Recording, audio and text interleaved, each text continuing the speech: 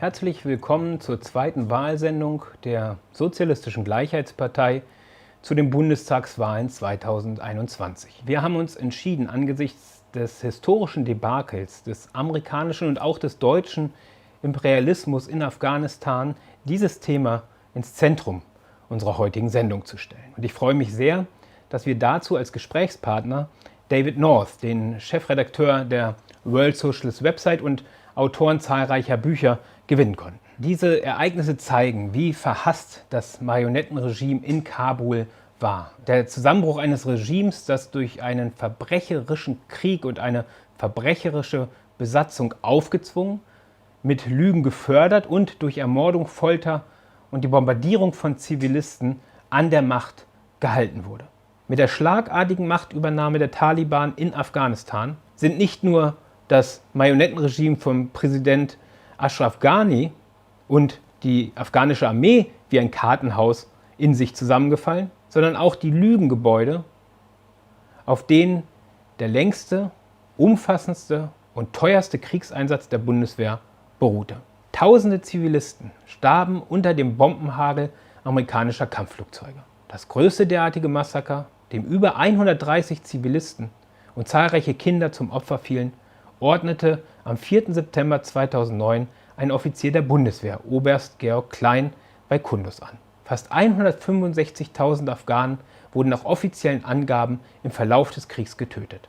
Die Toten sind Opfer eines Krieges, mit dem die USA ihre geopolitische Position in der Region stärken und ihre weltweite Dominanz unterstreichen wollten. Im Rahmen des globalen Eroberungsprojekts wurde der Krieg in Afghanistan als zentraler Bestandteil der US-Strategie zur Kontrolle Zentralasiens und der eurasischen Weltinsel angesehen, um die Position des US-Imperialismus gegen China, Russland und den europäischen imperialistischen Mächten zu stärken. Und darüber spreche ich heute mit David North, dem Chefredakteur der World Socialist Website und dem Autoren zahlreicher Bücher wie 30 Jahre Krieg, Amerikas Griff nach der Weltmacht, die russische Revolution, das unvollendete 20. Jahrhundert.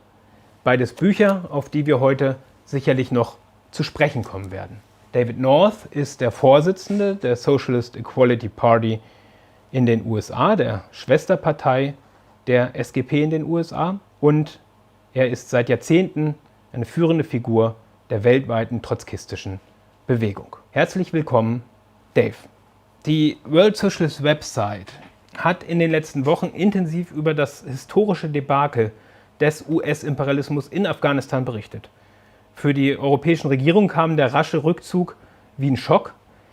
Was waren die Gründe für diesen raschen Rückzug und was bedeutet er? Well, when one considers an event such as the withdrawal from Afghanistan, one can give, of course, two answers. One can give the short-term answer, which is centered on the fact that the situation clearly in Afghanistan had become unsustainable. There was no military victory possible for the United States that had been established for some time. That might be seen as the short-term answer, but I think if one wants to understand the broader implications of what has taken place, one has to place this in a broader historical framework. Because what the shock which has been generated by the American withdrawal from Afghanistan is related not only to its precipitous character or its disorganized form, the fact that the United States has left behind many of those whom it had recruited in its counter-revolutionary war. It's a war of conquest and domination, but rather because it is somehow recognized that this portends a profound change in world politics. That the basic framework within which politics has unfolded, or global politics, global geopolitics, over the past 30 years, has been profoundly altered. 30 years ago, in 1991, with the dissolution of the Soviet Union by the Stalinist bureaucracy, President Bush declared, famously or infamously, that a new world order had begun. And the first expression of that new world order was the launching of what was frankly a neo-colonial war against Iraq. And it had profound symbolic significance. It had nothing to do with eliminating a dictator. After all, the United States had enjoyed the closest relationships with Saddam Hussein during the previous decade. They had supported Saddam Hussein in the war against Iran. And it had little to do with the fate of Kuwait itself. That was simply the small change of global politics. But it had everything to do with demonstrating that the period of retreat, of compromise, of conciliation was over. The United States was now going to use its military power ruthlessly in order to establish on a global scale conditions most favorable for American capitalism. It would brook no opposition, and the retreats that had been made to the many national and anti-colonial movements of the previous several generations were going to be brought to an end. After all, shortly afterwards, the American intervention in Iraq was followed by the intervention in Somalia, and then, even more brutally, the intervention in the Balkans, where for nearly 80 days, morning and night, the United States bombed Serbia. And then finally, in 2001, the intervention in Afghanistan, and again, 2003, the second full-scale invasion of Iraq, and the expansion of the so-called war on terror. Now, that was the face of the New World Order. And it's clear that that period has come to an ignominious end. This does not mean by any means that we have seen the last of American wars, far from it. But they will unfold under very different conditions. The complexity of discussing serious political events, of course, is that they always have to be placed in a broader historical context.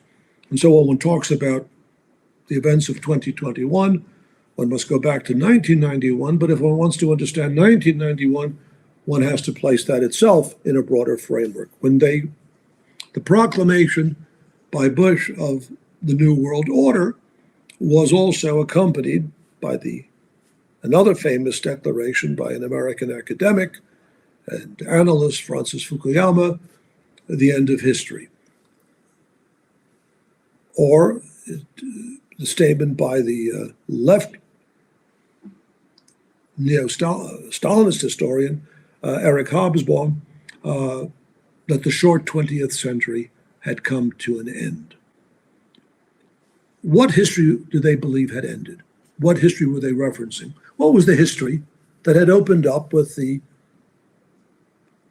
outbreak of World War I in 1914 and the eruption of the Russian Revolution in 1917? Two closely interrelated events, and ones which have, I think, far-reaching, if one wants to really understand the course of modern American history, one has to understand the centrality of the Russian Revolution, particularly the October Revolution, to the modern 20th century development of the United States as the preeminent global power.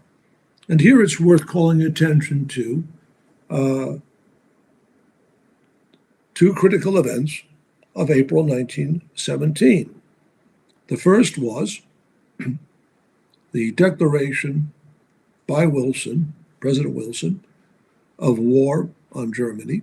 That is, the United States entered World War I, thereby assuming leadership as that was to be its basic outcome, the United States emerged as a consequence of the entry of the United States into the First World War as the predominant global power. But the other event of 1917, in a sense more historically momentous, was the return of Lenin to Petrograd, the issuing of the famous April Theses, and the orientation of the Bolshevik Party under the leadership of Lenin, soon thereafter joined by Trotsky, of the Revolution of October 1917.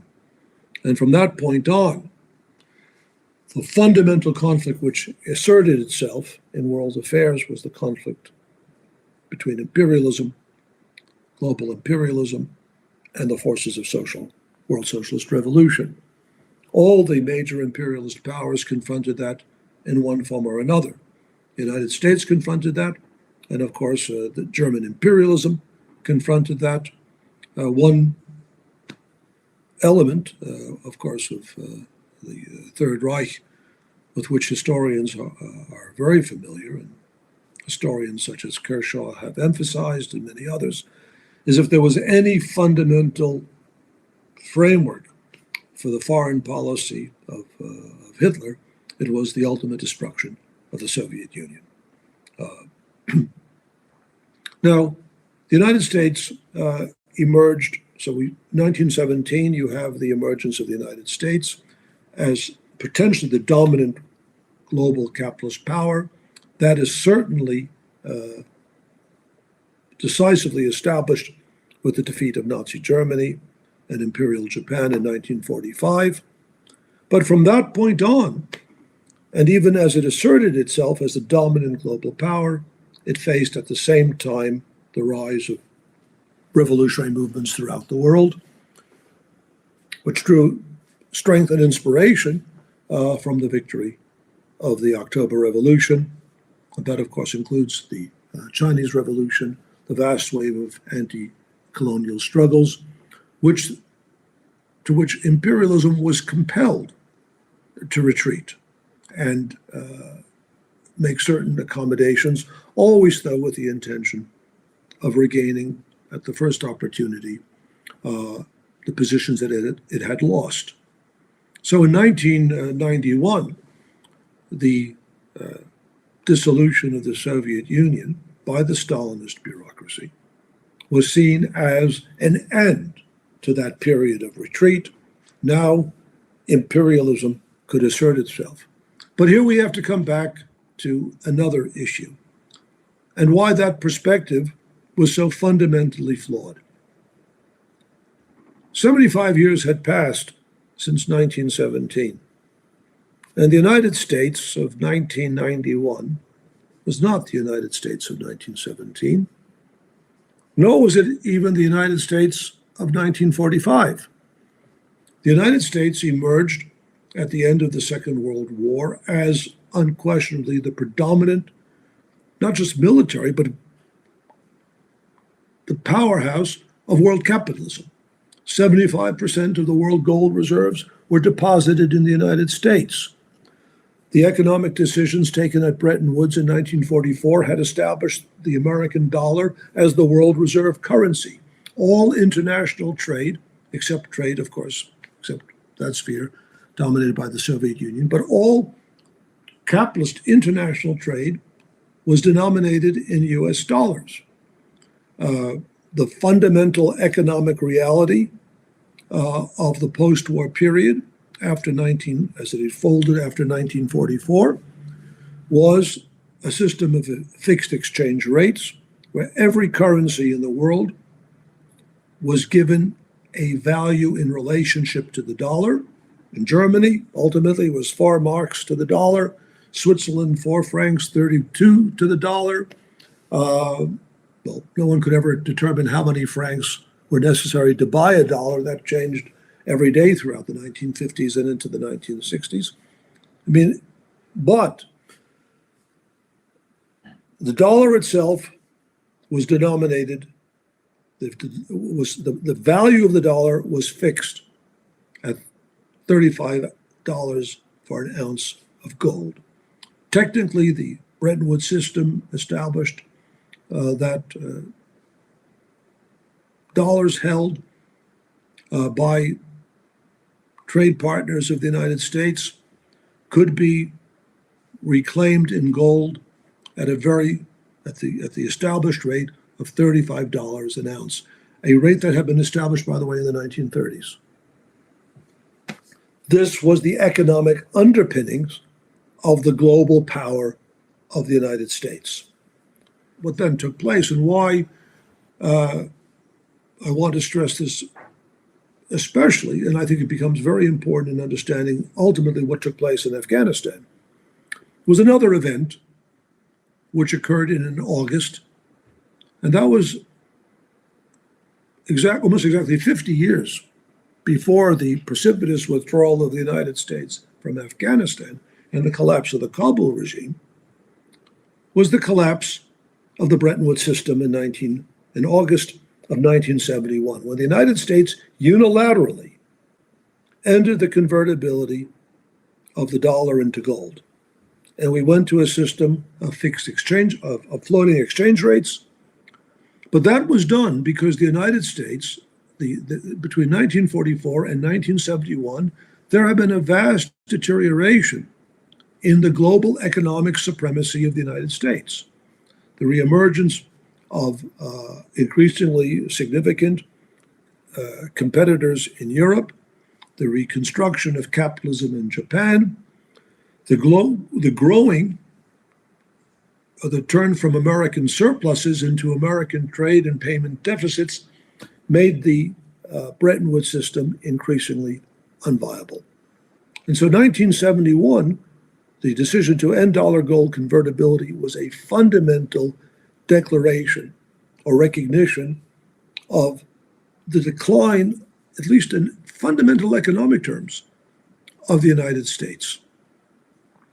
And that is worth recalling today, because we are at a period where, if one looks at the deficits which produced the decision to abandon dollar gold convertibility in 1971, they're infinitesimal when one considers the massive deficits which plague the American and, in fact, global economy.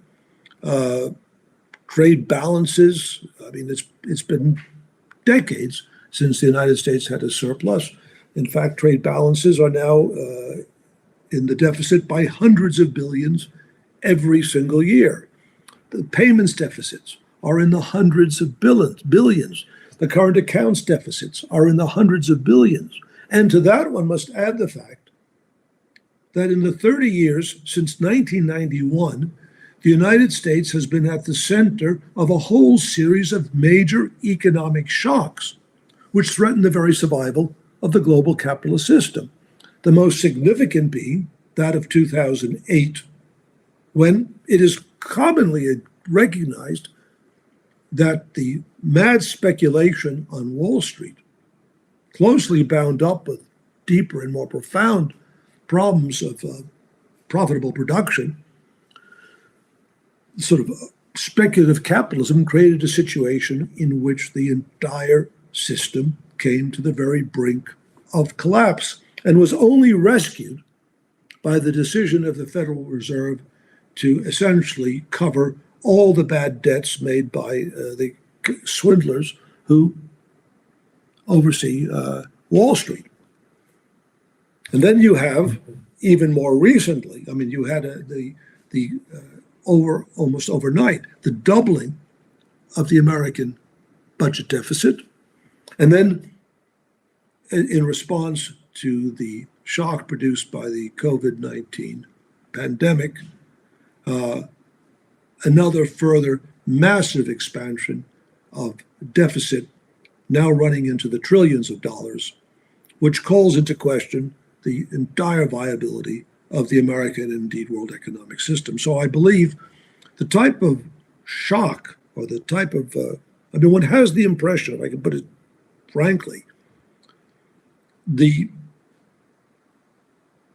actions taken by Biden would indicate the speed and suddenness of the intervention or the withdrawal would indicate that it was taken under extreme duress.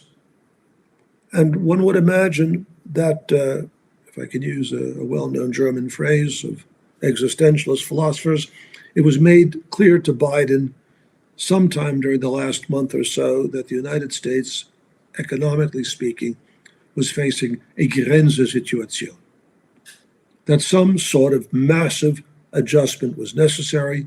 They simply are not in a position to continue to underwrite the war in Afghanistan, which has already cost trillions and generated trillions in debt repayments under conditions in which the entire American economy is on life support, a crisis which has been intensified by the COVID virus, and at a time when it still is facing massive obligations as it confronts what it sees as a fundamental challenge, for example, from China.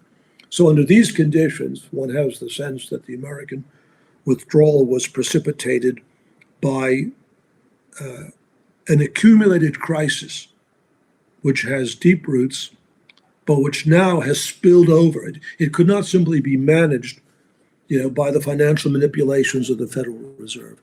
Something had to give. There had to be cut back somewhere. And one has, therefore, the sense that what has taken place in Afghanistan is the beginning of something far broader. And this is how it's being interpreted by the European bourgeoisie. That's why there's a shock. After all, to use an American expression, when will the other shoe drop? What's coming next? Jetzt hast du schon über die tiefe Krise des amerikanischen Kapitalismus gesprochen, Dave. Vielleicht können wir noch mal kurz auf das Jahr 1991 zurückgehen. Denn damals hatte das Internationale Komitee der Vierten Internationale auf der Grundlage dieser Analyse ein klares Verständnis des Zusammenbruchs der Sowjetunion und auch der neokolonialen Kriege der USA entwickelt. Und du selbst hast dem damaligen Konzept des Endes der Geschichte das Verständnis des unvollendeten 20. Jahrhunderts entgegengestellt. Was steht hinter diesem Verständnis des Internationalen Komitees? The strength of the analysis of the International Committee in 1991 was that it had the advantage of being able to place, first of all, the dissolution of the Soviet Union in a broader historical framework. All the major capitalist powers, particularly Germany, were shocked by first the sudden dissolution of the DDR. It had not foreseen this. I believe that Honecker had been welcomed to West Germany earlier in 1991. Clearly, the Kohl government did not foresee what was going to take place. It all unfolded very rapidly. And then, of course, a short time later, the USSR itself dissolved. I'm not boasting or making exaggerated claims when I state that these events did not come as a surprise to the International Committee, to the Trotskyist movement, because the basic premise of the Trotskyist movement was that the Stalinist regimes were essentially counter-revolutionary regimes, that we had long predicted that the betrayal of the basic internationalist program of socialism, the entire regime of national autarky, economic autarky introduced by the Stalinists were unviable, that the interests of the Soviet bureaucracy continuously undermined the Soviet Union, and that ultimately, unless the Soviet bureaucracy was overthrown in a political revolution by the working class, the Soviet Union would be destroyed. And the bureaucracy itself, in its own interest, would be the instrument of its destruction. So when that happened, it didn't come as a surprise to the International Committee. If one goes back and looks at what we were writing after Gorbachev took power, we stated repeatedly from 1985-86 on, that this was a regime whose program would lead to the dissolution of the Soviet Union and the restoration of capitalism. Having said that, however, and having recognized and anticipated this, we did not interpret this event as opening up a new stage of progressive capitalist development. Of course, we did anticipate, for basic geopolitical reasons, I mean, no doubt, the dissolution of the Soviet Union would, at least initially, enable American and European imperialism to carry out policies which would previously have been impossible. I mean, Germany could not have expanded NATO, it included Poland in NATO, without the dissolution of the Stalinist regimes. They couldn't have moved the borders of NATO 800 miles eastward. Such things would not have been possible. It is unlikely that even the intervention in Iraq would have been possible without the dissolution of the USSR. However, whatever temporary advantage, and it was not inconsiderable, and perhaps the greatest advantage it achieved through the dissolution of the Soviet Union, was the tremendous disorientation which it created in the workers' movement all over the world. After all, the dissolution of the Soviet Union was part of a far broader retreat and breakdown of global labor movements. The social democracy, the labor bureaucracies of the trade unions, all of them, in one form or another, emulated the USSR by abandoning even the pretense of defending the interests of the working class. They abandoned even the pretense of seeking to establish some sort of quasi-socialistic framework on the basis, as you said, Marktwirtschaft in Germany. That was over. It was back to basic, ruthless Ausbeutung, capitalist exploitation, in a manner which would have been very well understood by all the great classical Marxists, Luxemburg, Liebknecht, all the way back to Marx. I mean, the exploitative character of capitalism now could express itself in the most ruthless forms. However, recognizing that, what was unique about the analysis of the International Committee, the Fourth International, and of course developed in the World Socialist website, was that this event did not wipe the slate clean historically. The end of, we have a saying in the United States, a person who, wakes up on third base and thinks he's hit a triple. That's a baseball analogy. What it means to say is that in 1991, American imperialism found itself in a preeminent position, but less through its own efforts than through the betrayals of the old organizations of the working class. So then one had such absurd claims that, for example, East Germany dissolved itself because Reagan said, Gorbachev tear down this wall, or that Reagan won the Cold War. No, nothing of the sort had happened.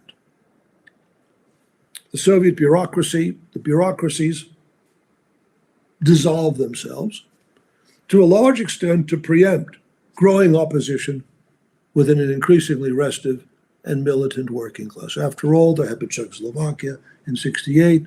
There were the Polish uprisings in between 1970 and 1980. There was a restive Soviet working class.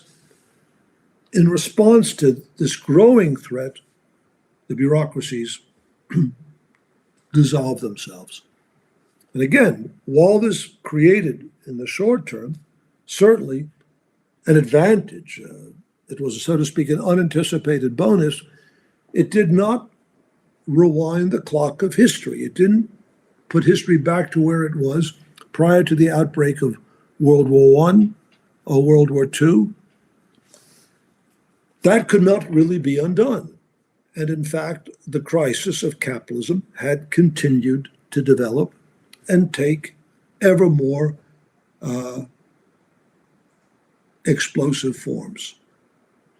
And that crisis persisted. I just want to make the point of, that and we said this many times after 1991, all right, now let's see what capitalism can do. Here was their great opportunity.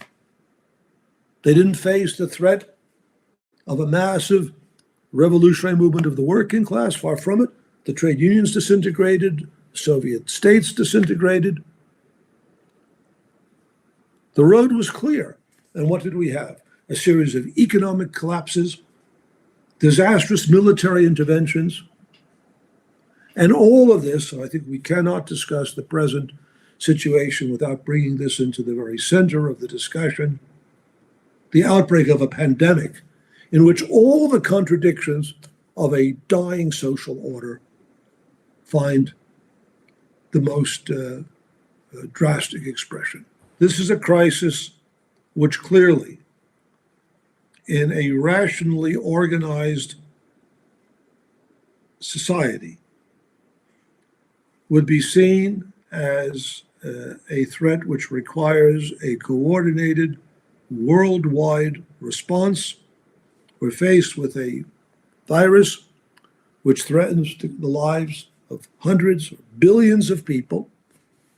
The virus is a global phenomena. The virus doesn't pass from one country to another country, passport in hand. It doesn't have to ask the permission of customs officers if it can enter. It doesn't have to present a passport to be stamped. It spreads. And as long as it spreads in one country or in one region, it is a threat to all regions. And yet, this fundamental challenge to global civilization has exposed, as I think no other event has, the complete bankruptcy and failure of the existing social system. We often invoke history in order to explain the present. But if we use our imagination and begin to ask ourselves or wonder, how will future generations look upon this event? An event, and again, if I may make this point clear, which the International Committee compared from the earliest days of the pandemic to World War I, a trigger event, an event which was, after all, the pandemic, however, no, its particular outbreak is as surprising in some ways as the assassination of the Archduke in 1914. But once it began, it revealed all that was corrupt and inadequate, historically and economically and socially obsolescent in the existing society. And it's presented, and I think this is a critical factor in understanding where we presently are. Because confronted with such a huge crisis, the capitalist world has no way out of it. It is simply incapable of taking the measures which need to be taken to solve this crisis. And to solve the crisis means to eradicate the virus. And the eradication of the virus is a world task. That's impossible for two reasons. One, because of the fact that the measures taken to eradicate the virus are incompatible with the dominant financial interests which rule political leaders in every country.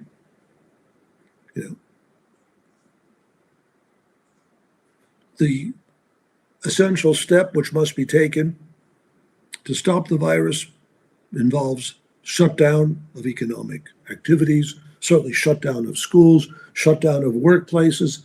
All of this, of course, conflicts drastically with the imperative of profitability. And secondly, and inextricably bound up with that, is the coordinated global effort which is required to eradicate the virus in every country, because that's what eradication means. It means eradicating it everywhere. That conflicts with national interests, with the competitive nationally grounded framework of international geopolitics. The level of global coordination which is necessary is impossible in a geopolitical system which is defined by the nation-state system. The world is carved up into competing national states. Every state is seen by its ruling elite as a platform upon which it mounts its struggle for the achievement of its interests. So, global coordination is made impossible by this reality. And so the pandemic is, in a certain sense, the concentrated manifestation of the general crisis of the entire world system. The pandemic can be stopped. It is possible to eradicate the pandemic. But as I've said, to eradicate the pandemic requires a global coordination which cannot be achieved within the framework of capitalism. The ruling class's own interests prevent the implementation of eradication measures. But we know it can be done. We know the virus can be eradicated. So what does the bourgeoisie, does the ruling classes put forward as their alternative? Well, there is one substantial faction of the ruling class who proposed the policy of what is generally called herd immunity, which is just a way of saying, let the virus rip. The more people it infects, the better. The faster people are, the strong will survive, the weak will die. In other words, you have a sort of essentially fascistic, social Darwinist, perspective, which would have been well understood by the Nazis back in the 1920s and 1930s. Survival, or by the ideology of imperialism, survival of the fittest. The weak will die, the strong will prevail. In other words, the implementation of what is essentially the framework of imperialist politics to medical policy. So that's one framework. That's why, and the opposition to vaccination, the opposition even to wearing masks, the opposition to any restrictions which would impede the expansion of the virus. That's the most extreme form of bourgeois response to the pandemic. Then you have a sort of middle, a very broad, amorphous layer, which says, well, they don't agree with that. There should be some measures taken to save human life, and that will be achieved through what they call mitigation. Some combination of vaccination, wear your masks. However, mitigation should not go so far as to damage core economic interests. That, they say, along with mitigation, we can't let the cure be worse than the disease. So at the point where mitigation must stop, where economic interests become decisive. Now, you might say there's a certain comparison, is, so to speak, a reformist approach, a gradualist approach to the pandemic, to the virus. And I suppose the left wing of the mitigation policy suggests that in time,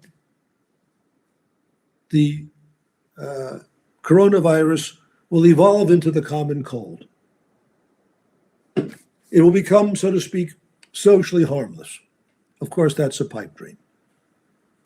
Then there is another program, which is a program which proceeds from the necessity and the interests of humanity as a whole, of society, which says that the paramount issue in fighting a pandemic is human life, not profits, that there can be no limit on the measures taken to prevent this, and the aim is not mitigation, but eradication.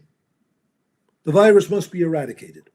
That is, It must be eradicated as smallpox was eradicated, as polio was eradicated, many other diseases which posed enormous threats to human life. That is the policy which is advanced by the working class, by the class-conscious sections of the working class, by the socialist movement. That is the socialist policy, eradication. And we know it can be done. Eradication is not compatible with accepting the limits imposed by capitalist economics and nation-state interests. It must be done everywhere.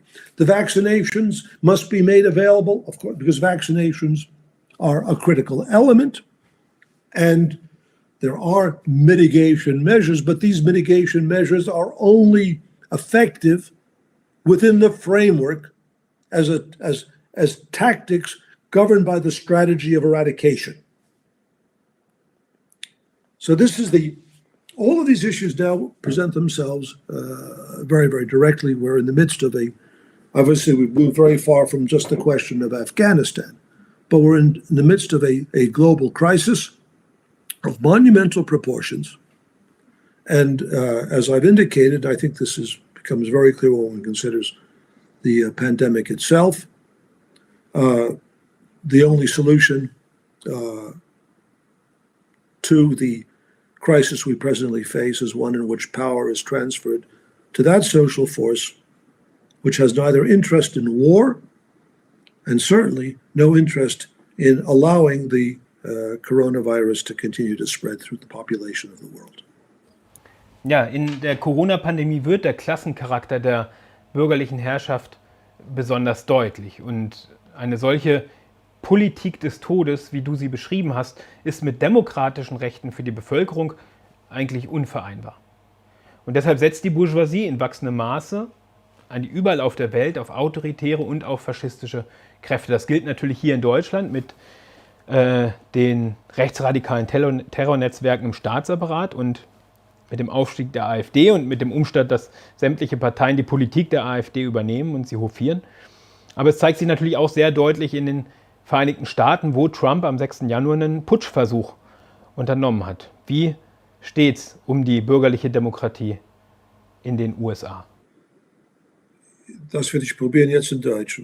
Ich glaube, dass die Ereignisse in den Vereinigten Staaten werden gut verstanden von deutschen Arbeitern. Die mit der Geschichte von Deutschland selbst ist bekannt.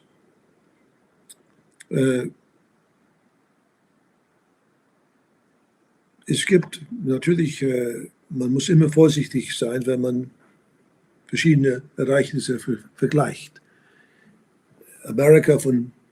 Moderne Amerika ist natürlich nicht die Deutschland von 1920. Deutschland von heute ist nicht die Deutschland von 1920. Aber es gibt bestimmte politische Ähnlichkeiten. Ich habe ein sehr interessantes Buch gelesen über den Aufstieg von Hitler. Das heißt auf Englisch Unfathomable Ascent. Und es erzählt die Geschichte von der Aufstieg von Hitler zwischen 1923 und 1933. Und das war ein Prozess. Was interessant ist, Hitler war nicht ein unbekannter Mensch in 1933. Mindestens seit 1923, der Zeit von der November-Putsch. Und natürlich nach 1928 war er ziemlich bekannt. Er war immer auf den Frontpages von Zeitungen in dieser Zeit. Und langsam aber sicher bekam er immer mehr größere Unterstützung innerhalb mächtiger Schichten der deutschen Eliten. Und er kam endlich an die Macht durch eine Verschwörung. Die Situation in den Vereinigten Staaten, der 6. Januar, das war kein kleines Ereignis. Das war man benutzt nicht in Amerika die Wort Putsch, aber es war so einer Putsch. Hitler, und jetzt würde ich jetzt, präzise zu sein, will ich jetzt hier auf der Englisches gehen. What was the aim of January 6th? Again, using the Hitlerian framework, and I just want to stress that Trump and his circle advisors include people who are most definitely admirers of the Nazis. In fact, it has been said that Trump keeps on his night table a copy of Mein Kampf. It's one of the few books he's read. He has advisors such as Stephen Miller, who are out and out admirers of Hitler. Bannon, who have studied Hitler's methods. The most obvious of these is the use of the big lie. Hitler famously said that small lies are not easily believed because everybody does them. But gigantic lies tend to be believed because they overwhelm people. The lie is so huge that people over time begin to believe, well, there must be something to it. How could someone tell such a big lie? And so among those big lies, there are a number of big lies circulating today. There's the big lie that China created the virus. And there's the big lie that Trump won the election. He didn't win the election. He lost the election. He lost the election decisively. There's no question about that. Oh, another big lie, which I might mention, is the vaccinations kill you. There are all sorts of big lies. But the lie that the 2020 election was stolen was utilized in order to create the political framework to essentially overthrow the outcome of the election. And the operation which took place on January 6th was organized. The aim was to block the certification of Biden's victory by the Electoral College. A demonstration was organized, which was manipulated by substantial fascist elements, fascist, neo-fascist organizations, with some level of collaboration with elements within the state, police, military, who stood by as Trump sent a mob to storm the Capitol, something which has never taken place in American history. Now, the claim that the Washington police or the National Guard did not anticipate or were unprepared for the events of January 6th is nonsense. Anyone who has ever gone to a demonstration in Washington, who's gone to a anti-war demonstration or has gone to a civil rights demonstration, knows very well that the police are around and they are within. There are usually helicopters flying overhead. There is a massive preparation in place for intervention. And of course, just a few months earlier, in June of 2020, a peaceful protest in Lafayette Square across the street from the White House was met with extraordinary levels of police and National Guard violence. So the claim that somehow they were unprepared for a mob being directed by the American president to storm the Capitol is absurd on its face. The point is as well, what would have happened had they taken a hostage? Had one senator or one congressman been seized, a process of negotiation would have begun, and the World Socialist website has stated, and we very strongly believe, that the Democratic Party would have been prepared to sacrifice and give up its electoral victory in the name of national unity, in the name of saving life. That's what the Democrats generally do. In that sense, they would have been no more willing to defend democracy than the Weimar Social Democrats were prepared to oppose a fascist takeover if it would have required violent resistance. The very fact that this happened or that it came so close to succeeding, demonstrates that we've entered a new stage of political crisis and instability. This was in the last attempt. And the other similarity, by the way, to the events in Germany in the 1920s, and it's not in favor of the American comparison, Hitler did have to stand trial for the putsch of 1923. He was given, a wrist slap. But Trump has not stood trial for what he did in January 2020, nor will he. No one who organized what was an attempted overthrow of the US government has been held legally accountable. No one. And it remains the position of the Republican Party to this day that the election was stolen. They have incorporated the big lie into their policy. So I would say that the state of American democracy is as fragile as that which existed in Germany in the 1920s.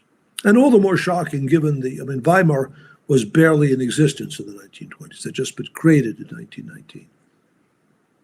The United States is a long-established bourgeois democracy, but it is evident that it lacks limited institutional support within the state itself.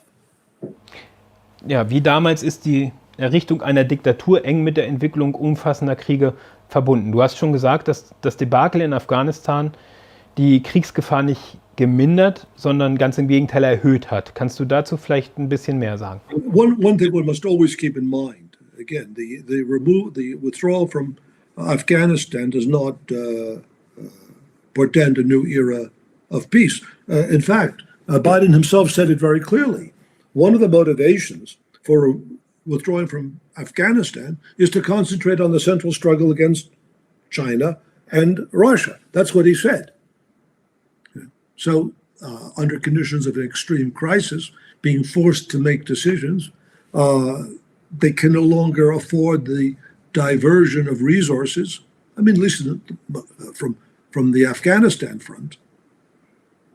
But nevertheless, as he said very clearly, they have to concentrate their energies on the confrontation of China.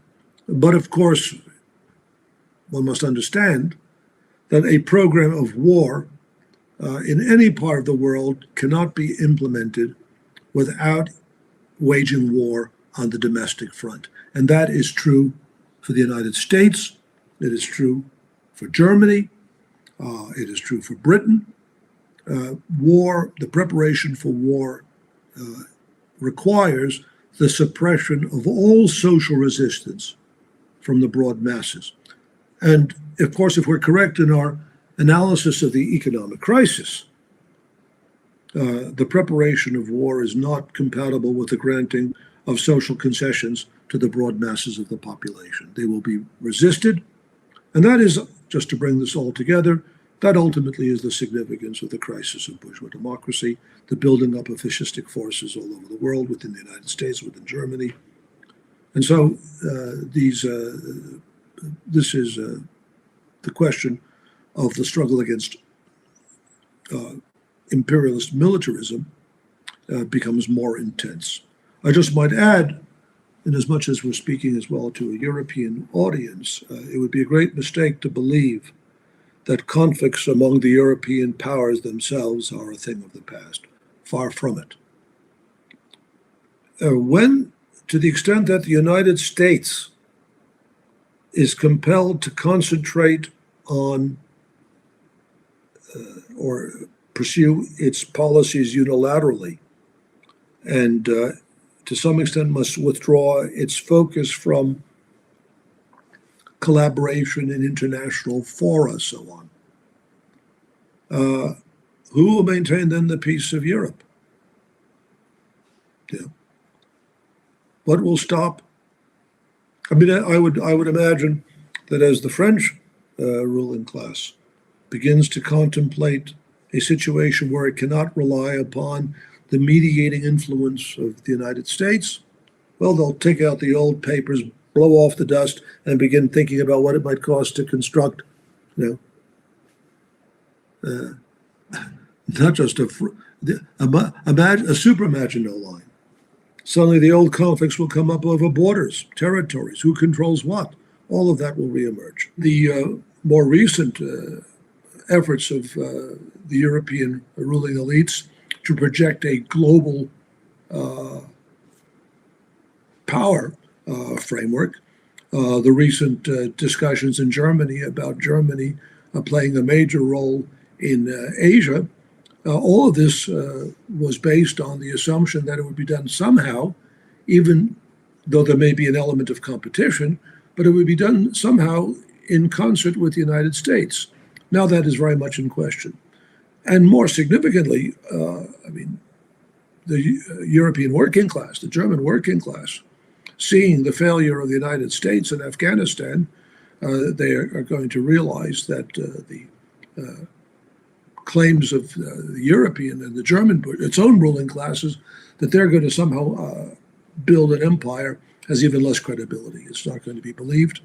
And they see very clearly the type of disaster this has produced involving the United States, the European working class, which is, of course, familiar with the history of European wars and, of course, the Nazi experience, has no desire to involve itself in yet another catastrophe. Ja, und das unterstreicht unsere Perspektive, dass nur eine internationale Mobilisierung der Arbeiterklasse eine Katastrophe verhindern kann. Diese soziale Kraft kommt jetzt in Bewegung und dabei spielt die amerikanische Arbeiterschaft natürlich eine zentrale Rolle. Was sind die Perspektiven der Socialist Equality Party in dieser Hinsicht? Notwithstanding the enormous crisis of American capitalism and global capitalism, which I have described, it remains the case, of course, that America, the United States, remains the most powerful capitalist country. It is still the basic counter-revolutionary power in the world, and it would be a mistake to underestimate that, or to believe that as a consequence of its crises that somehow the system will just collapse and give rise to something more progressive. No. Nevertheless, what is central to our perspective is that the most powerful revolutionary force, or among the most powerful revolutionary forces in the world today, is the American working class. Notwithstanding the enormous complexities of American society and the great challenges which confront a socialist party seeking to unify a working class which is so diverse in what has been the most powerful capitalist country with a powerful capitalist, free market, individualistic ideology. Nevertheless, the laws of history operate for the United States, and our political party has always insisted and placed at the center of its political work profound, historically grounded confidence in this revolutionary role of the American working class. No one who is familiar with American history can overlook the history of powerful struggle which was waged by the working class for every advance. And it's precise, and I think the strength of the American working class, its potential strength, finds its reverse reflection in the many different forms of ideological attack against socialism. Trotsky once said, there is no bourgeoisie that is more frightened than the American bourgeoisie.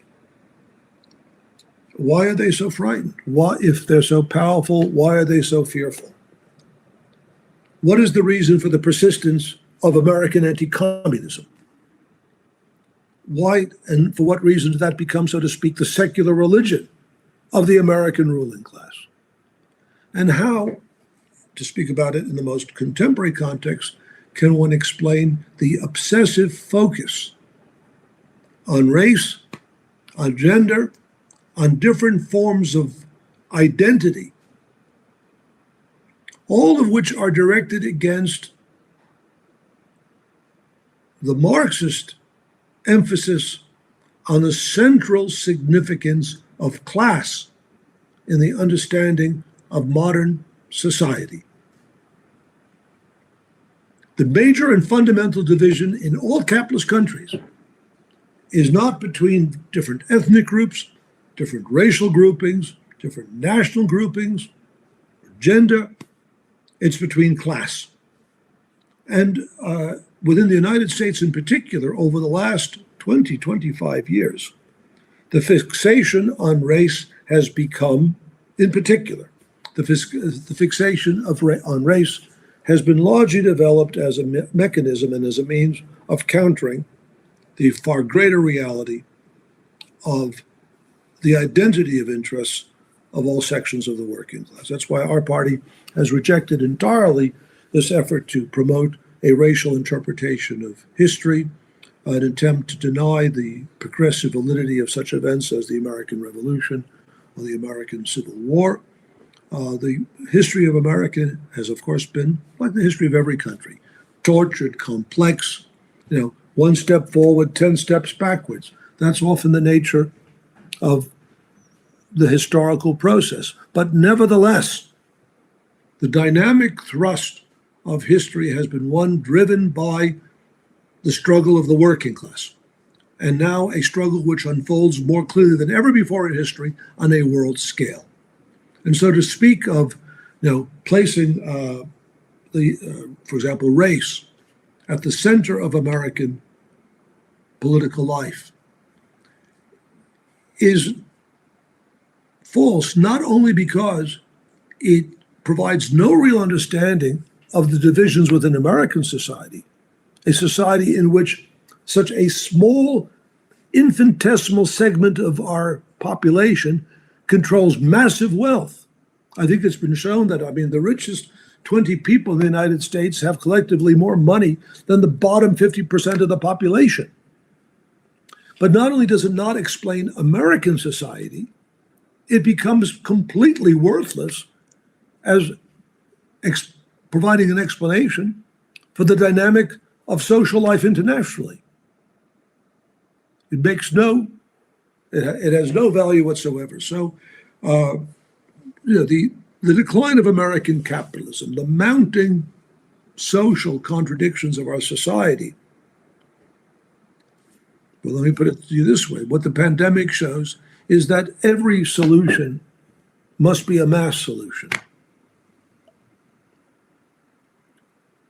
We've confront problems for which capitalism cannot provide, by the nature of its very structure and its economic logic, provide an answer. These are problems which must galvanize ever broader sections of the working class, and that is what we're seeing today. In the United States, there's very distinct signs of a growing radicalization of the working class. I think if we were to have a discussion of this sort in 6 months or certainly in a year's time, yes, we are on the verge of a great social explosion in the United States. The United States is a social powder keg in which the axis of attention is going to move away from the false fixation with race, gender, sexual preference, and so on, to the dominant question of class division. We believe very strongly that our movement within the United States and internationally has a perspective which translates correctly the imperatives of objective reality into political program and effective action. Sometimes one speaks about revolutionary leadership and revolutionary movement as if it's something which is simply the outcome of the decision of a few people. That's never the way it really is. Revolutions take place because masses of people are driven into action by the force of powerful objective events. And of course, political parties, or the significant political parties, are those parties which, having to some extent foreseen these events, understood these events, were able to formulate a program which acquired ever greater credibility among masses of people. If our program, did not adequately and correctly express real objective interests, of course, then it would not develop. But there is a growing alignment between our analysis, developed over many, many decades, and the trajectory of events. And of course, in politics, one has to, serious politics is always one based on a longer term perspective. We're speaking about, how can I phrase it? We often use the word trajectory. We speak of, it's not quite, longue durée. Broader historical processes which evolve over a lengthy period of time. Now, it might have appeared, and that was certainly the perspective of the bourgeoisie, or their hope, that somehow or other, 1991 brought to an end the revolutionary epoch. That mankind, history had moved out of, for once and for all, the gravitational pull of 1917. But I think when you look at it in a broader historical sense, history has unfolded somewhat in the way a comet moves through space. It moves out and its brightness diminishes, and then it returns and grows ever brighter. I think we're sort of witnessing the comet of social revolution is once again moving into our planetary realm, so to speak. It's becoming ever more prevalent, ever more dominant. The old contradictions, far from being overtaken, are reasserting themselves with tremendous social force. I come back to the question of the pandemic. The pandemic is sort of why we've spoken about it as a trigger event. It's an event which has focused everyone's attention on the problems of modern society. Why can't we get rid of this damn thing? Why can't measures be taken? They might be difficult, strenuous, they require sacrifices, but once implemented, they will be effective. It is possible to stop the spread of the virus. You have to shut down schools, workplaces where the virus can spread. Wherever there is a certain presence of that virus, you have to embark on contact tracing. You have to conduct determined searches to locate and track down the source of an infection. And on that basis, cut off the chain of transmission. If that is done, and we have the technology which makes that possible in a world of global interconnectedness, this pandemic can be brought under control and eradicated. And at the same time, society can turn its attention to dealing with a corresponding and potentially even greater problem, that of global warming, which is producing, as we can now see, colossal changes in weather patterns which become ever more destructive. Again, all of this requires a massive coordinated effort, but it's not just a policy prescription.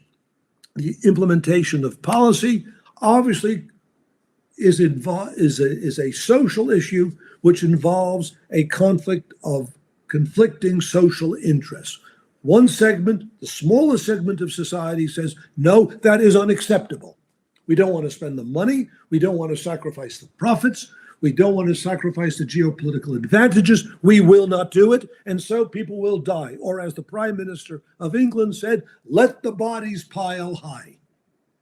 My God, he would have gotten a telegram of congratulations from Adolf Hitler, because that's just what Adolf Hitler thought. And then there's another segment of society who says, no, we have to stop this. We have to save lives. We will not let our children die. And I want to make this point as strongly as possible. In all the discussions or in all the policy proposals, what those who advocate, not just herd immunity, but so-called mitigation, they don't answer the question, how many people, how many children, what level of death is acceptable? They don't want to talk about it. But in fact, they all have such a number. You know, the herd immunity people say, 150, 200, 300 million, who cares? Let the bodies pile high. The others say, well, maybe 1 million, 2 million. They keep on adjusting it. But we can't tell that to the public. We say, no deaths. Our aim is to implement policies in which, it can be announced in country after country. We are proud to announce today that during the past week, no one died. We have now gone 1 month. There are no deaths. We've now gone 6 months. There have been no infections. And then you could have a great global celebration. And, that is, the socialist program is a program in the defense of human life. Let me conclude on this. Yeah. In 1914, 1915, the most advanced sections of the socialists at Zimmerwald, led by Lenin, declared war on war. Well, society is involved today in a war. It's a war against a pandemic. But it's also a class war. And the working class has to declare war on this pandemic, which is not a war that is fought just on a medical front, but also on a political and social front. And we make an appeal to all conscientious scientists to rally behind this program of eradication as the only effective response. And to provide, why the contribution of scientists are so important is that they must make their knowledge available to the great mass of working people so that working people can understand what they must do and what they must fight for. There will not be a solution to this pandemic from the top. It requires a great mobilization from below. That's where the social energy necessary to implement a solution to the pandemic is necessary. That's the really central challenge. So I think, the question of, Luxemburg said back in during the period of the war, it's socialism or barbarism. Well, today it is socialism or barbarism. It's life or death. That's how the great historical question of our time poses itself. Ja, thank you very much, Dave.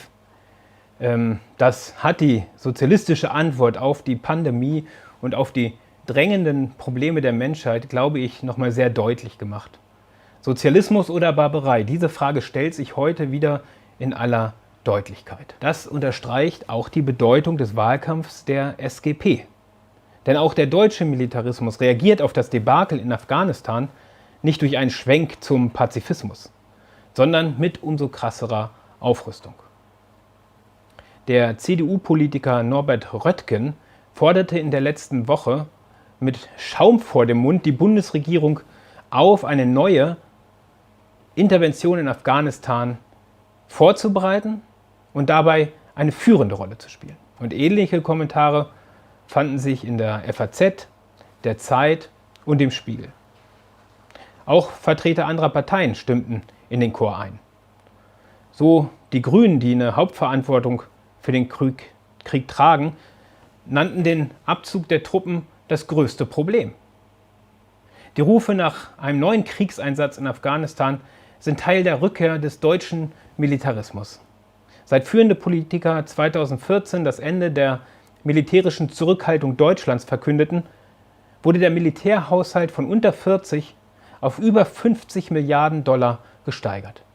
Für das Jahr 2021 sieht der Haushaltsentwurf der Bundesregierung weitere Zuwächse vor, während bei Bildung und Gesundheit gespart wird.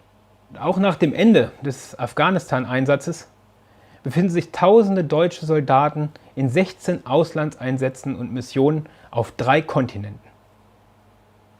Unter anderem ist die deutsche Armee erstmals seit dem Zweiten Weltkrieg an der Grenze zu Russland stationiert. Und seit August befindet sich mit der Bayern eines der größten Kriegsschiffe auf dem Weg in den Indopazifik, mit dem erklärten Ziel, in der Region die geostrategischen und wirtschaftlichen Interessen Berlins durchzusetzen. Und allen voran natürlich gegen die Nuklearmacht China. Diese imperialistische Politik stößt auf enorme Opposition in der arbeitenden Bevölkerung. Es kommt jetzt alles darauf an, diese Opposition in bewussten Widerstand zu verwandeln. Ein dritter Weltkrieg ist unvermeidbar, wenn nicht die internationale Arbeiterklasse eingreift, um ihn zu verhindern. Die Geschichte hat gezeigt, dass Niederlagen einer imperialistischen Macht in einem Krieg, wie jetzt in Afghanistan, die Tore für eine soziale Revolution öffnen. Und natürlich werden die USA und die europäischen Mächte nun umso aggressiver auftreten. Doch das afghanische Debakel und der Umstand, dass die Politik aller etablierten Parteien dadurch völlig diskreditiert wird die wachsende Bewegung der Arbeiterklasse nur stärken. Die entscheidende Aufgabe besteht jetzt darin, eine internationale Bewegung gegen Krieg und dessen Wurzel, den Kapitalismus, aufzubauen. Dafür kämpft die SGP bei diesen Wahlen zusammen mit ihren Schwesterparteien der 4. Internationale auf der ganzen Welt. Wer gegen Krieg ist, muss bei diesen Bundestagswahlen SGP wählen und der muss jetzt aktiv werden und unseren Wahlkampf aktiv unterstützen. Vielen Dank.